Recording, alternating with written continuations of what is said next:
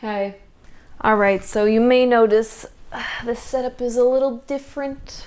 Welcome back to my channel. I will be discussing some of the lessons that I learned in 2022. The very first piece of advice that I have is to write down these lessons. So after every single shoot that you do, even if it was really good, there's always going to be something that you forget, or like you think to yourself, oh, I want to do that better next time. So I highly recommend just like opening a Google Doc and having like a master list of all the things that you want to improve on or you want to remember for next time. These lessons go out to all my producers, even those who are in leadership roles on a crew. These will probably apply to you as well. Some of them are a little bit more producey, but others you can definitely relate to. If you are a freelancer and you kind of like wear a lot of hats, you are in that leadership position. The first one is, if the client asks for more, this requires more budget. No questions asked. Being a people pleaser, I just do it for the sake of the project. Yes, everything's fine. No. Take time to evaluate their ask and then come back with a number that reflects that ask. If the client is asking you on the day of, this is a very good example where you're in person, pressure is a little bit higher, it's a little more uncomfortable because they're asking you on the spot. Don't be afraid to ask for time to think about it. If you really just don't have time and it seems like this whole project is rushed anyway, you should be charging more for that extra scope. Automatically, that decision should be made. Another thing that I learned was, if you're offering a client discounts, you should have that listed on your invoice. If I'm giving the client a discount or I'm offering them a service for free, even if I have a crew, right, and I am the DP and I'm bringing on BTS photo for free for whatever reason, if they want portfolio experience, network, whatever, I should list that in the invoice, but have it as a zero or have some sort of like mention of a discount so that they know the value of it. This goes for people that you hire too. If in a phone conversation you say, hey, I need you for Friday, Saturday, Sunday to camera operate this event, and on the phone they say, yeah, for sure, my rate is this per day, but because it's a weekend, I'm only going to charge you for 2 days.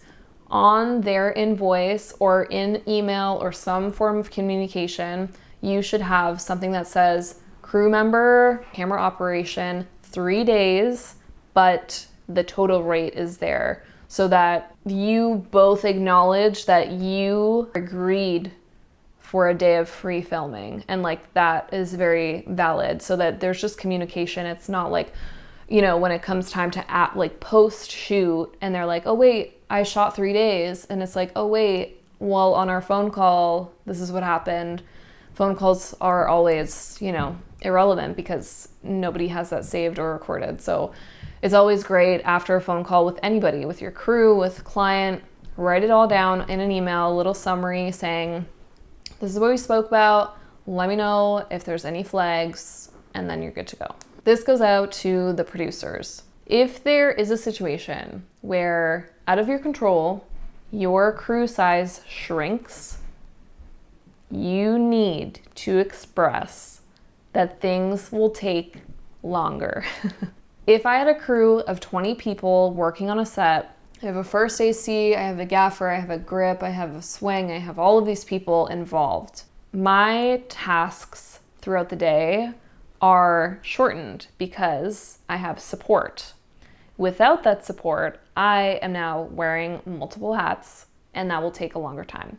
So if that is ever a case where you have less people than expected on your set, you need to communicate that with the client and say, hey, things are gonna get a little slower. Doesn't mean that the quality is gonna decrease, just means that we need more time. That's kind of up to them to decide whether it's worth it or not, because if you push your crew to do more than they were expecting to do, you're gonna have a very angry crew, and you don't want that. You want everyone to be working at their best capacity, but not more than what they signed up for.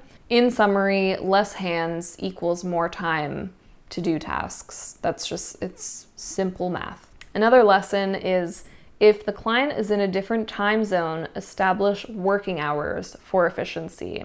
I've worked with clients that are in the States, that are international. Definitely have a conversation, just like at the beginning of any communication, pre-production, whatnot, meetings that we have in Canada to any international place, whatever the time zone difference is, to communicate when the working hours are going to be. Because if they're ahead of you, they could be waking up as you're going to sleep. So like, you got to figure it out and make sure that everyone is comfortable working in those time zones. Let the client know and like understand that our work days are like one day slower or one day ahead even. So that can, you know, domino into different things like delays or deadlines or like editing especially. So that's definitely something to keep in mind. And it sounds so simple, but it's something that is like very important. And if you just take ownership over it right away, you're going to avoid a lot of problems. Okay, that's it. I'm done. I'm going to go eat. Bye. Woo.